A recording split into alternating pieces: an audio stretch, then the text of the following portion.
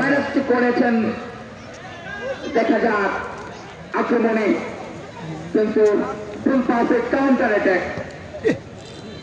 অ্যাটাকে আমার এদিকে আইবো বলটা আবু কায়েম স্পোর্টিং ক্লাব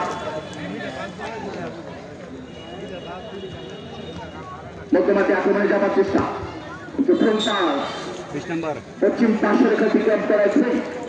এক্ষেত্রে 51 ন্যাশনাল ফুটবল একাদশের উপরে জার্সি নাম্বার 9 আরিয়ান তিনি ফাইটে করেছেন। শুধু ফুটবলের আগে দর্শক বন্ধুরা আজকে ম্যাচ পরিচালনা করছেন অভিজ্ঞ ম্যাচ পরিচালক সাজ্জাদ কামাল, বাইরের রেফারি জনপ্রিয় রেফারি অ্যাসিস্ট্যান্ট খায়রুল আমিন এবং জাকারিয়া শিপন, আর ফোর্থ রেফারি হিসাবে রয়েছেন আশিক বাস্তা। জানি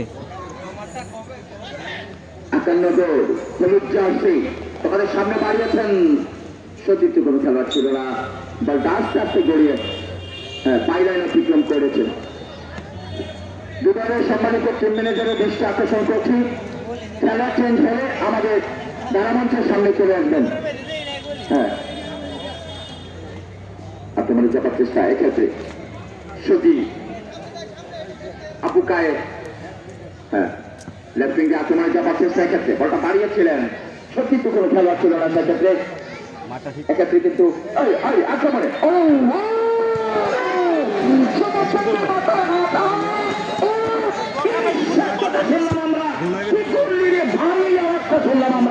চমৎকার একটা সুযোগ সৃষ্টি হয়েছিল। কোন কোন দর্শক বলছেন যে হাইরে কপাল মন্দ